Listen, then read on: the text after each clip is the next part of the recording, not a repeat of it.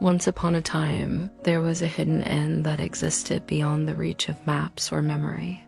Travelers would find it when they were utterly lost, as if by some cruel twist of fate. And those who found the inn never really left. They became part of its history. One night, it was pouring rain.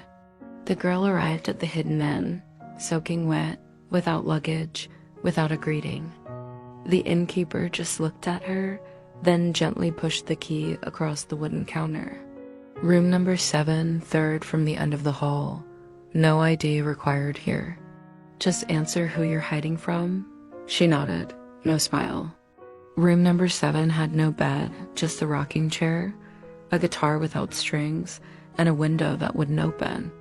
On the wall was an old handwritten note. If you want to leave, you have to leave behind what you don't dare keep. She didn't sleep, just sat all night, watching the rain pounding on the window. The next morning, the guest in room number 3 disappeared.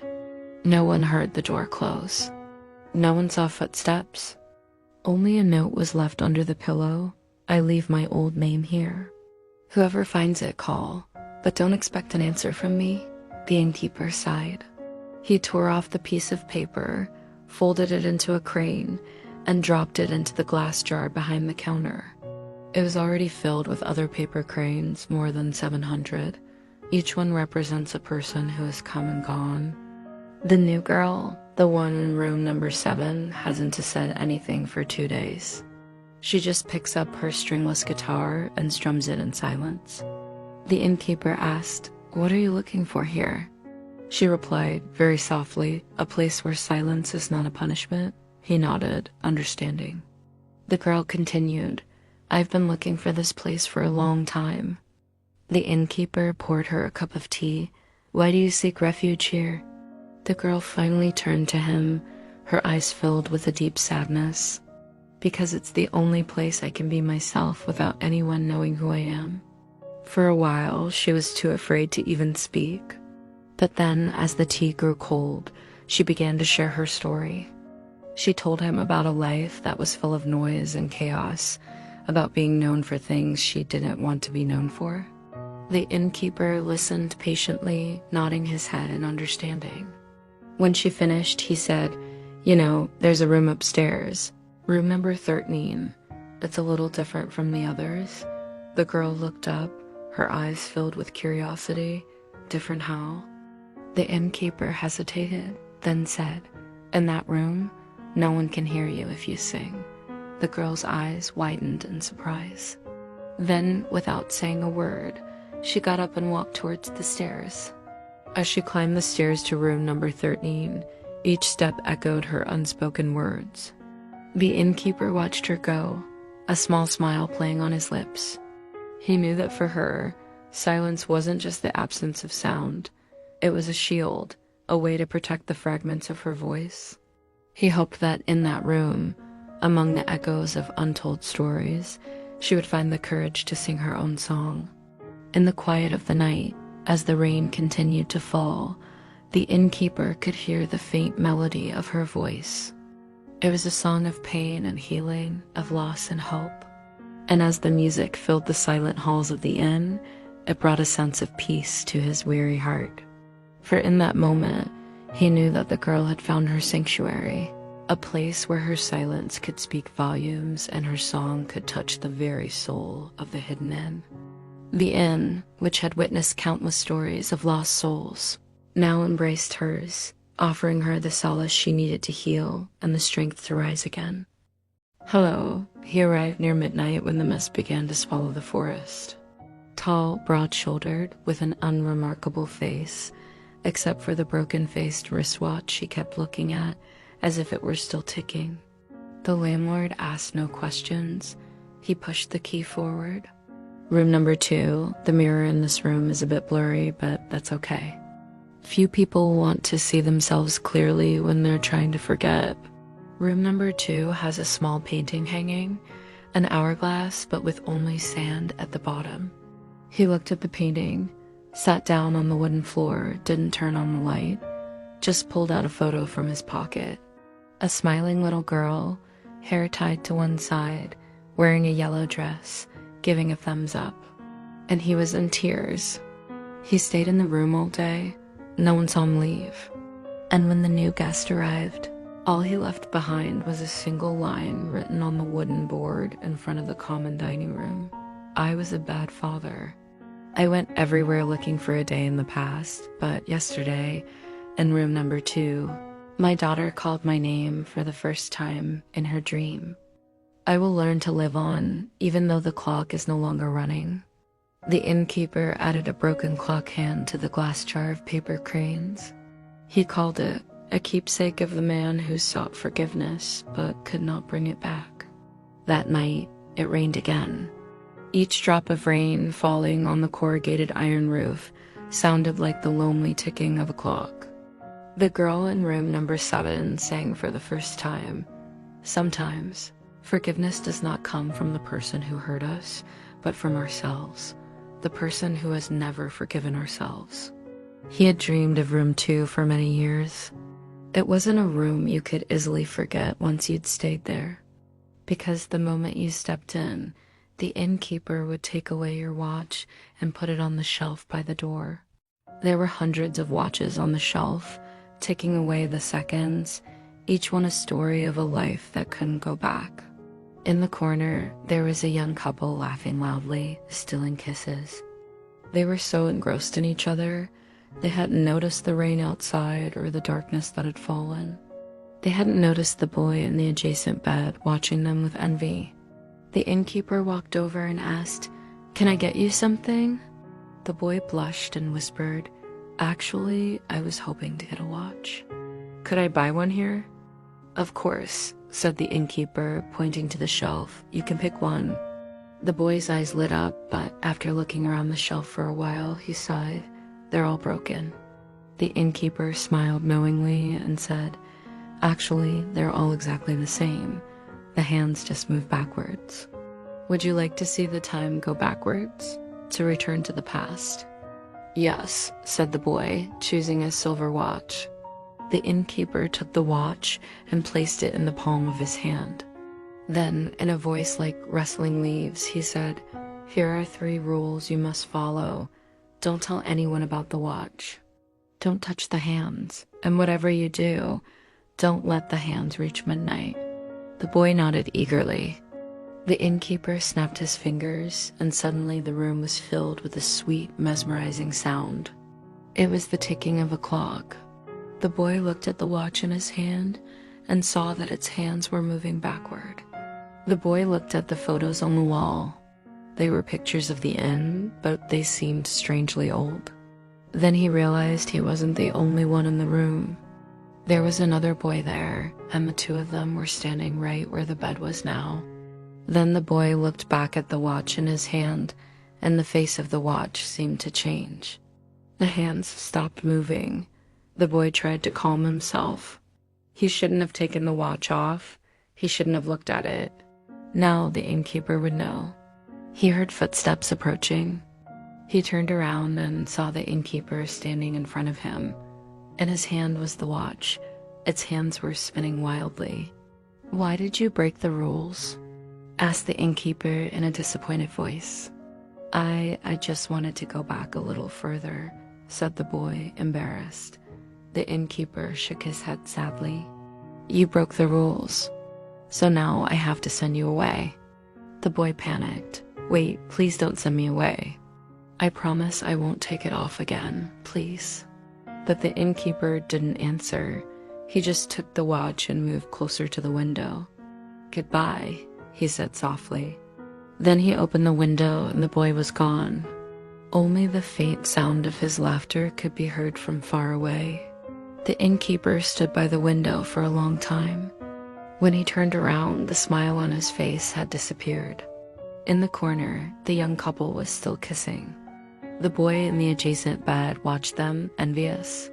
He looked at the watch in his hand, and the hands were moving backwards. Soon, it would be midnight. What will he do tonight? Will he tell the others about the watch? Or will he keep it a secret and use it to go back even further in time? This is the Hidden Inn. Each room tells a different story. Are you ready to hear the stories? Let's begin. In the middle of a vast forest lived an inn. It was a place where weary travelers could rest, where lost wanderers could find warmth, and where lonely souls could have a temporary home. For many years, this inn stood quietly, bearing silent witness to the laughter, tears, and stories of countless guests. However, among these countless guests, there was one who arrived in the afternoon when the forest turned yellow as if the whole sky was bowing its head. Her steps were slow but sure. She wore a brown dye, her silver hair was neatly tied up, and she carried only one thing in her hand, a triple-locked wooden box with a scrawled note. "Do not open, do not remember, do not love." The landlord looked at her longer than usual. He almost nodded as he handed over the key, room number 5.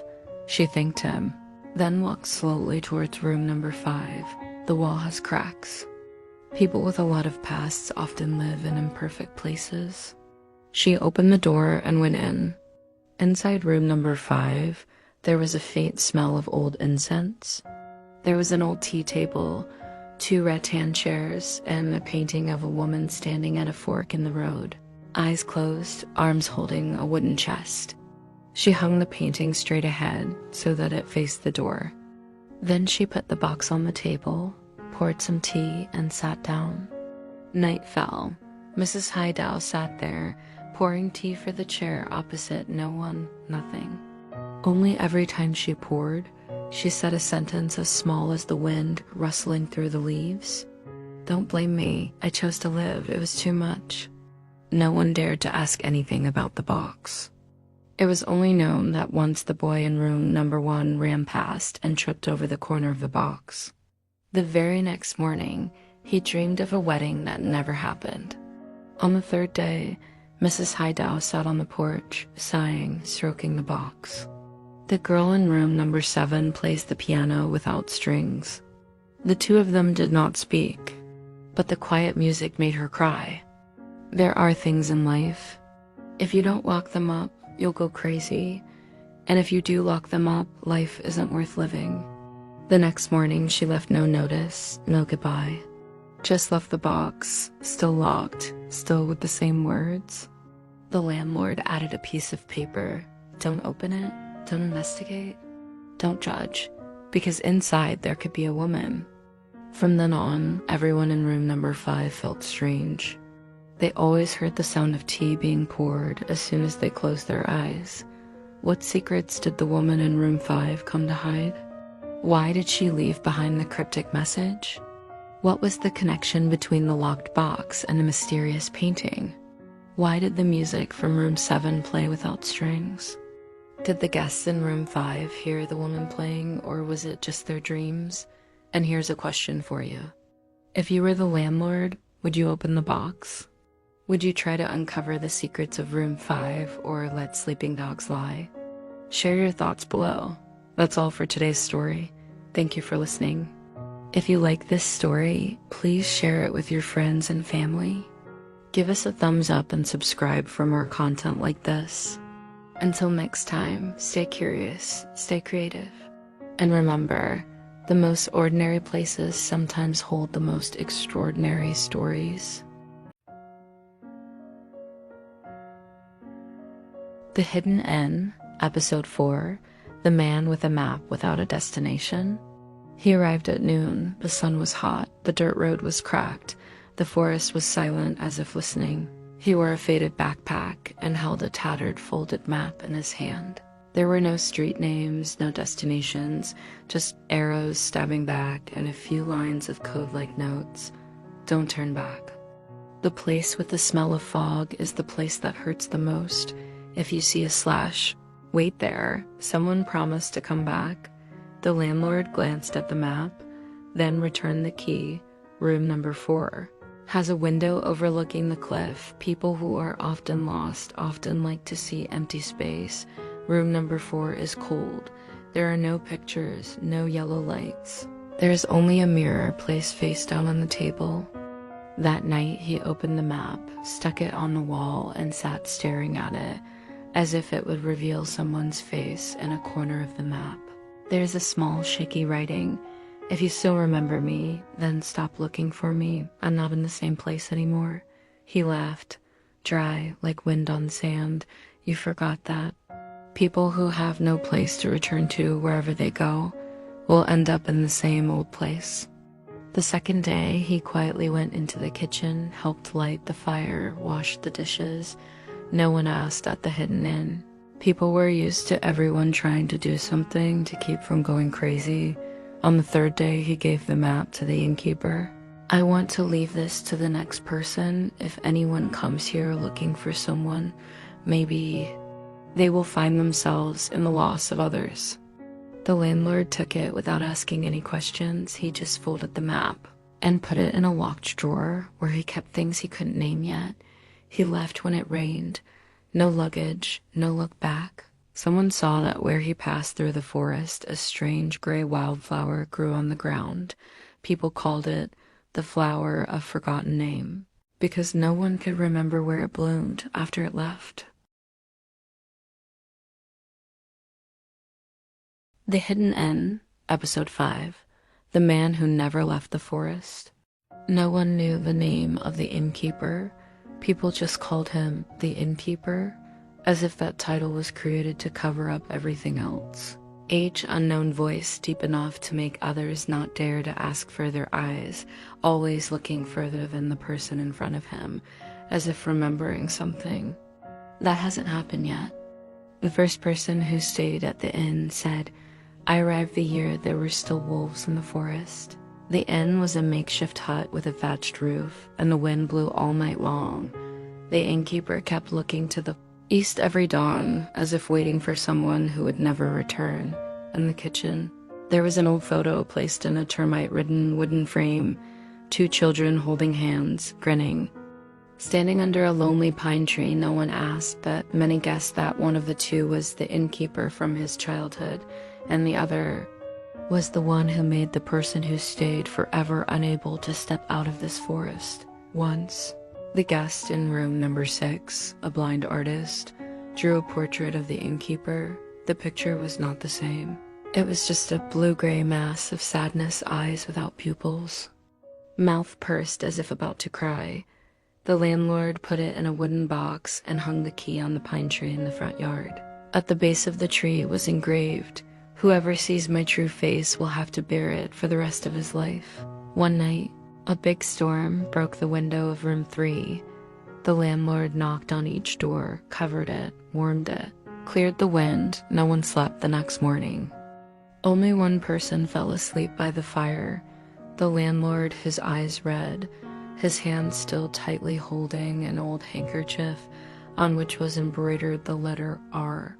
No one dared to ask who R was at the Hidden Inn. One learned to respect the things that were never told people who have never left the forest, not because they don't want to, but because they are the only ones who know the way back. For all those who have forgotten their way.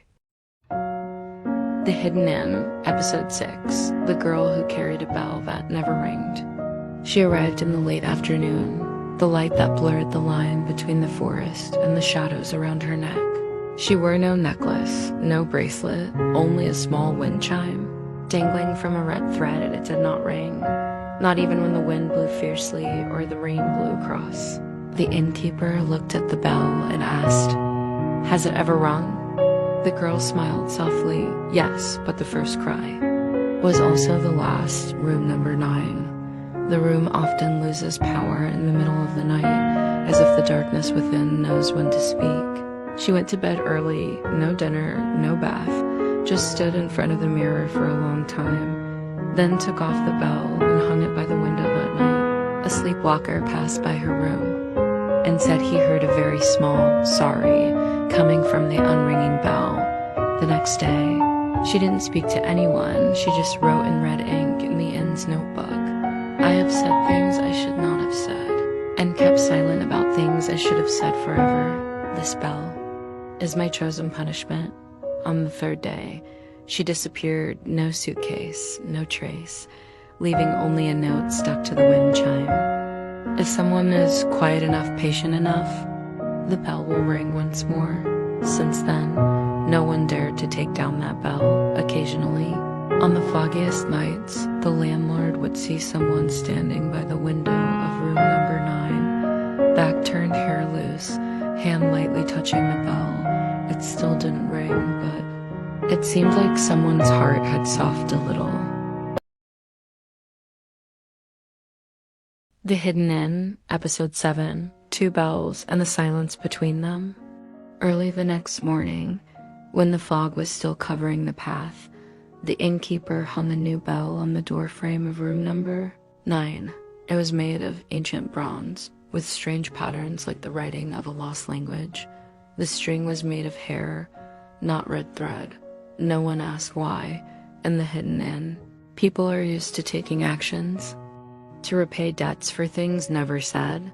That day, the birds did not fly over room number 9. The wind that blew by also hid itself. Slowing down, the 2 bells, old and new, were silent as if observing each other. The second night, there was a light rain. No one heard anything but the sound of water dripping on the roof. But the person sleeping in room 3 said, "I heard a very faint ringing sound, not loud, not reverberating, like someone had just sighed through a strand of hair."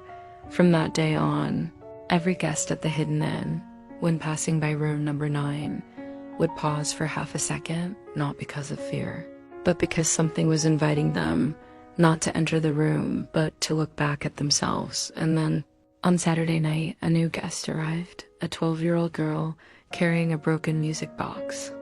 She said to the innkeeper, "I was given this music box by a woman before she disappeared," she said. "If you go to the right place, you will hear the remaining sound." The landlord nodded and pointed to the stairs, room number 9 that night. The bell rang for the first time. No one knew whether the sound was due to the wind, the human heart, or forgiveness. The old bell remained silent, but when the sky brightened, people saw that the red thread had fallen to the ground, like the final promise of atonement was complete. Since then, people have called the 2 bells at the Hidden Inn the bell that never forgives, the bell that rings for forgiveness once and for all, and in between is a silence for someone to listen to themselves.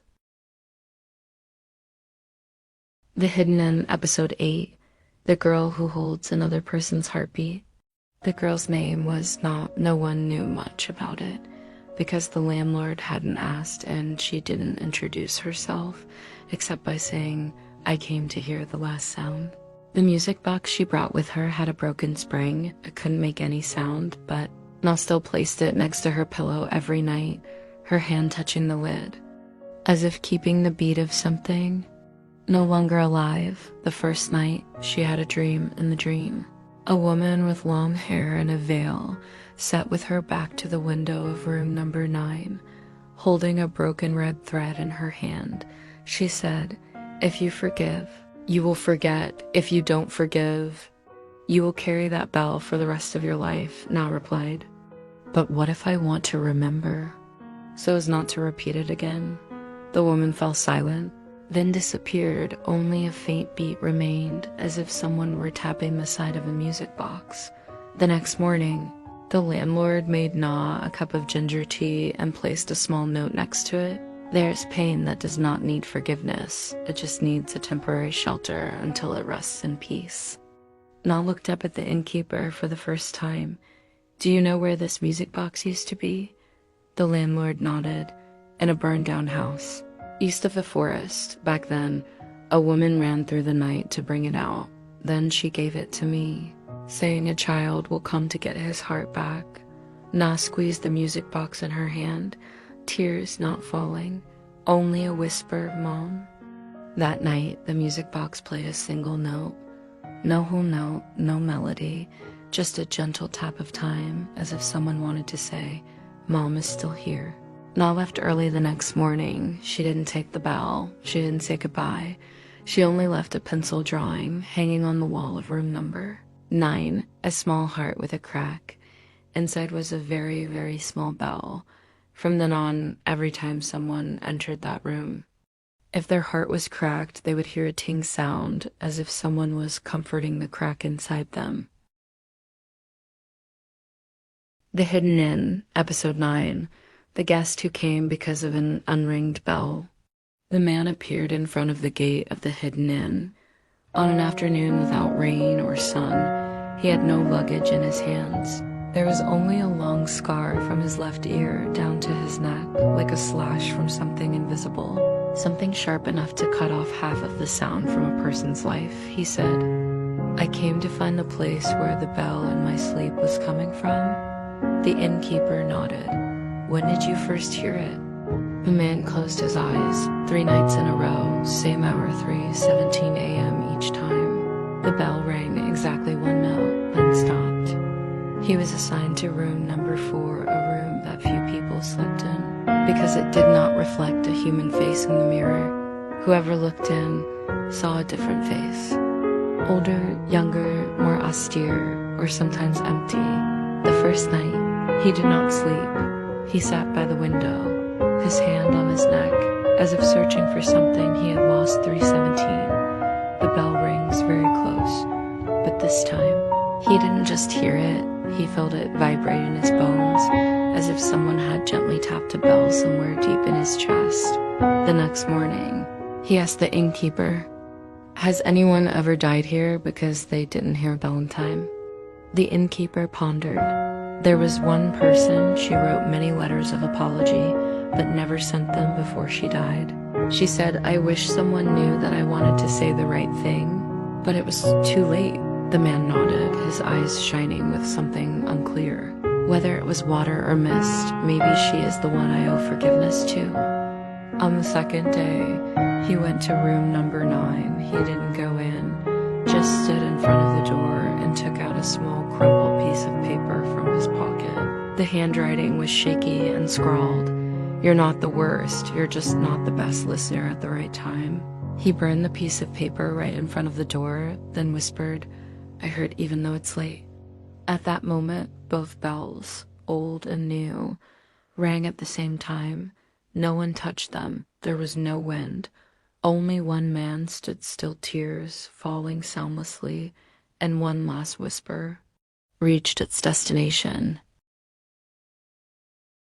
The Hidden Inn, Episode 10. The guest who came from the smell of mushroom soup and the sigh of a knife. One could smell the mushroom soup from nearly half a day's journey from the inn. It was nothing like memory, but memory itself, cooked, seasoned, and steaming from the clay pot.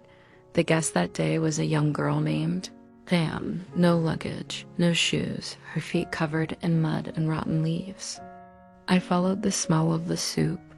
It was like the food my mother cooked when I was little, but my mother had never been to this forest. The landlord pointed to the kitchen. The soup here is not cooked by human hands. It is cooked from the memories someone carries in their heart. The kitchen of the Hidden Inn is a strange place. There is no chef. There are only knives that sharpen themselves, and pots that can make tears. Every dish cooked is what the diner needs, not wants. The girl was assigned to room number 2, right next to the kitchen, that night. No one could sleep because the sound of knives hitting the cutting board sounded like the beat of an old sad song. Tham dreamed that she was 10 years old, sitting under the mango tree behind the house. Her mother was crying, but the tears did not flow from her eyes.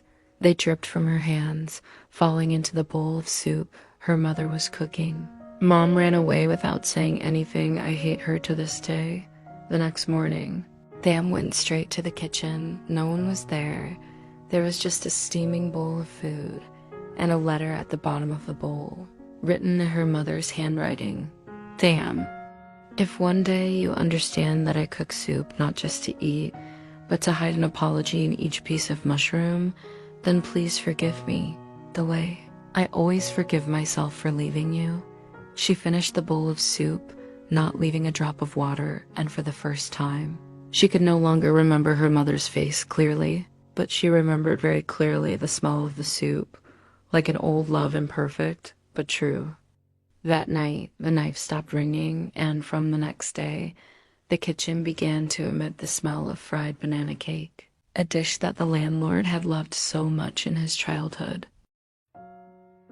Hidden Inn, Episode 11, The Guest from Them's Dream. Tham woke up in the middle of the night. The door was ajar. No wind outside in the hallway. The sound of slippers was very soft, very steady, as if someone did not want to disturb the time. He stopped in front of the kitchen door, didn't say anything.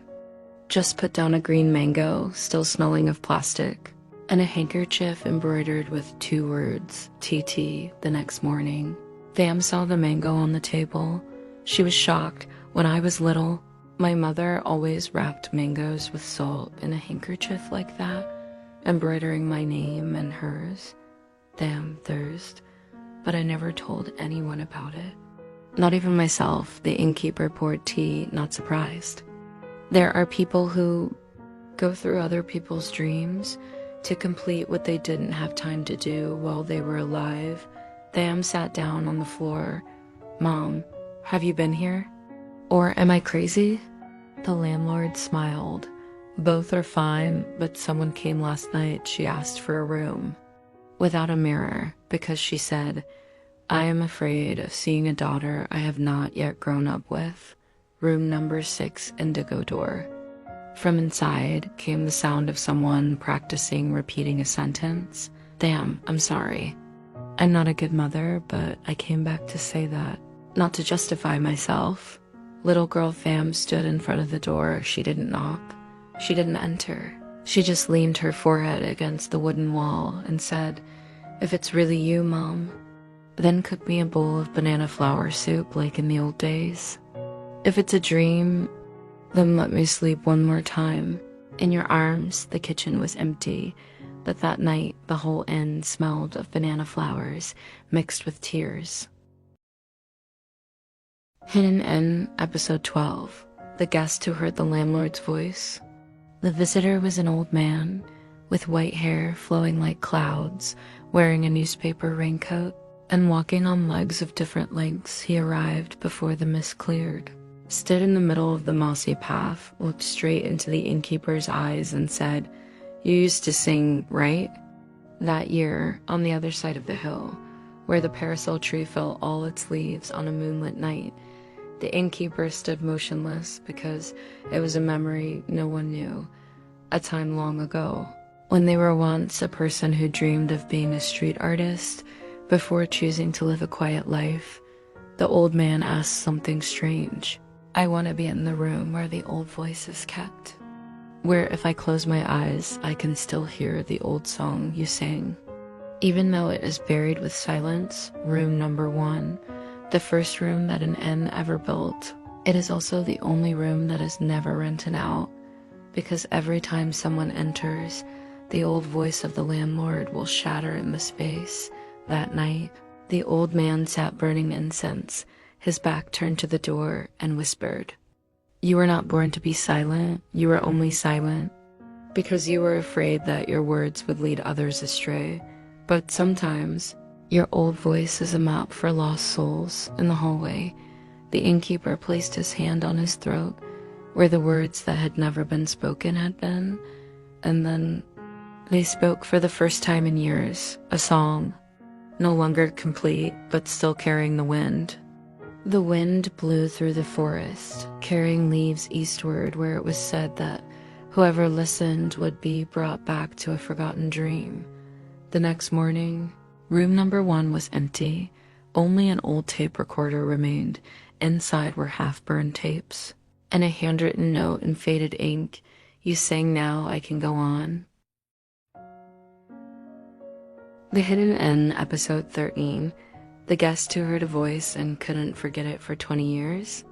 The visitor was a woman in her 30s, wearing old shoes, headphones around her neck, as if it were her last talisman against the world. I came here, not to hide, but to listen to an unreleased song again. The innkeeper poured tea, eyes unblinking. There is no radio here. There is no signal either. The girl laughed, her voice hoarse. So the reason I heard that song at the entrance of the inn was because someone was remembering what they had buried. She is Yen, a person who used to write handwritten letters to an unknown artist, sending them by post once a month. Even though she never received a reply, that voice, she heard by chance at a street performance. On the edge of the fair, amid the drizzling rain and intermittent lights, I still remember the first line, "Some people sing not for anyone to hear, just to keep the human part in themselves," and then that voice disappeared from the city. No album, no fan page, nothing. Yen traveled everywhere, to every region where people told of voice that stopped flowers from falling. And each time she returned empty-handed until she dreamed of an inn where one did not need to book a room. Just bring one unspoken thing. She was assigned to room number 4, where on the wall hung an old, blurry photo which she stared at for 3 hours before bursting into tears. "It's you, the one who sang that day. The one I wrote 34 handwritten letters to but never dared to actually send." The landlord knocked on the door at midnight. In his hand was a handwritten sheet of music. The paper yellowed, the corners torn. He didn't say anything. He just put it on the floor. Yen shakily picked it up. The sheet music only had the lyrics of that song, the unreleased part. Why keep it? Why never release it? The innkeeper answered for the first time in his real voice. His old singing voice, now hoarse but still carrying the wind. "Because I used to think, if someone remembers a song for 20 years, then there's no need for any more stages." The next morning, Yen left. Before leaving, she placed a small tape recorder in the middle of the hall, which had only one sentence on it. That voice was the only thing that made me believe that the world was once gentle. The Hidden Inn, episode 15. The bell that rings every time a song doesn't end. That week, the forest was quieter than usual. The mist was thick like an old blanket, wrapping tightly around the inn between dream and reality. The innkeeper climbed up to the porch very early, holding a new bell in his hand. No specific shape, just flowing curves made of bronze recast from unfinished music. Every time someone leaves an unfinished piece of music, a part of their soul will remain somewhere in the world, and Troan is responsible for collecting it. The bell does not ring because of the wind. It only rings when someone enters the inn, carrying an unfinished song in their heart. The first night the bell rang, the visitor was an old man, carrying an empty suitcase filled with only sighs. "I once wrote music for a woman, but she died before she could hear it. I stopped composing from that day." He didn't cry, just sat by the window all night, tapping silent notes on his knees. A song that never played. The bell rang once, long and piercing. The second night, the bell rang as a 17-year-old boy walked in, a guitar with a torn string slung over his shoulder.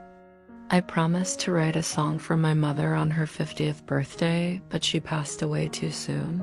The song didn't even get to the beginning. The bell rang a second time, tearful like a lost wind. And then the third night, the fourth night, the Hidden Inn became a shelter for orphan notes. Every time the bell rang, the whole inn seemed to tilt slightly, as if listening to music that could only be felt with the heart. The landlord said, "When this bell rings for the 100th time, someone will come, bringing the final completed piece of music, the ending of all the unfinished pieces in the world. And then either the world will be at peace, or it will sing itself to pieces." The Hidden Inn, episode 16, the first song never written. That night, it didn't rain, but the ground was still wet, as if someone had been crying. The bell on the porch rang. No guests came. Only the innkeeper opened the door to room number 0, a room that had never been rented to anyone. "It's time, isn't it?" The innkeeper whispered to the bell, as if talking to an old friend. Room number 0 was covered in a thin layer of dust. In the corner was an old piano, its ivory keys broken into pieces like rotten memories. On top of it was a sheet of music. With no notes written, the innkeeper sat down, not making a sound, just closing his eyes. Back then I was 17, madly in love with a poet. Every time she read her poems, I listened to them like music. I promised to compose a poem. Then she disappeared, the poem got lost, she lost her voice in an accident, and I opened this in to collect other people's unfinished poems, because I was the first unfinished one. The room then echoed with the soft ringing of a bell. For the 99th time, no one knocked, no one blew, it was just the regret had reached its fullness. Just one more hour, one more person, one more complete piece of music, then I'll leave. Leave this place to someone who hasn't got a debt to life. And then, in the middle of the night, a final guest knocked on the door. It was a young girl, her face unclear, holding in her arms an old book of poems, the words blurred by water. I was looking for someone back then. I read poetry. He promised to set it to music, then disappeared. The landlord said nothing. He just stood up, opened the guitar, and played the first notes, the unfinished song. Started playing. The Hidden N, episode 14. The guest who was once the stayer in the life of a searcher. The guest arrived today in wet clothes, carrying an old music player with only one working button. He checked into room number 6, no discount, no meal times, just one request. If anyone who rented room number 4 comes back, please say, "I've forgiven, but I still hurt," the innkeeper nodded. Calmly, as if he had heard hundreds of similar words from people who had hurt others, or had been left behind for no reason. But when he stepped outside, the innkeeper stopped for exactly 3 seconds, looked up at the wind chimes on the porch, and said softly, "So, finally the quietest person has arrived. The guest's name is Min. He used to be Yen's best friend. He went with her to the show with a never-released voice, once wrote a letter for Yen when she didn't know how to start, then quietly delivered the letter to an address that no one could verify. Yen left after the 34th time of no response, taking with her a tape recorder and an obsession with a singing voice. As for Min, he stayed, kept for Yen a life that could have been very gentle if she had stopped to look. Has anyone ever loved someone who doesn't love them back, but still waited for them to come back just to say, "Welcome, you've gone far enough. Now you can stop?" Min asked the landlord. The innkeeper did not reply. He just poured ginger wine into a small cup and pushed it over. "Do you think someone like her will come back?" Min smiled, shook his head. "I don't need her to come back, I just need someone to know that I was here and that I loved her that night." In room number 6, the old music player rang out, playing a single instrumental song over and over again. The song Min had recorded himself playing to send to Yen, but had never dared to send it. The next morning, Min left a note. "Thank you for keeping me for one night. Just one night is enough to unfreeze my heart." Hidden in episode 17. The person who continues to write the song is not the ex-lover, but their remaining flesh and blood. The young girl sat by the window. The oil lamp's light fell on a thin book of poems, one poem per page, but all of them had no title. The innkeeper looked at her, his eyes as quiet as the ashes of a once fierce fire. "You said you were looking for someone because of a promise to your mother?" The girl nodded, her voice dropping as if the wind had stopped blowing. "My mother passed away when I was 10 years old, before she left. She gave me a book of poems and said, if one day you hear a nameless song, look for the person who promised to name my poem." The innkeeper didn't breathe. His hands trembled as he turned a page of poetry. The handwriting was so familiar that he knew just by looking. It was once a part of his youth. "I never fulfilled my promise," I thought. She was angry, so I didn't look for her. Turns out she wasn't angry. She was just waiting by leaving a message through her own daughter. The wind chimes rang for the 100th time, gently, as if sighing, as if forgiving. The innkeeper opened the instrument. His hands were shaking, but he no longer hesitated. He played the first piece. With the lyrics read by the woman's daughter, my mother said, "Poetry is the heartbeat that has not yet been expressed in words." Music is the way for the heart to resonate out into the world. The room shook, not from the sound, but from the release of souls. The song ends. No name needed, because the listener will call it by the name of the person they remember. The next morning, the girl left, leaving behind the book of poems that had been set to music. The innkeeper stood still, his eyes on the bell on the porch. She doesn't expect me to write music anymore, but I still have enough time to write for others.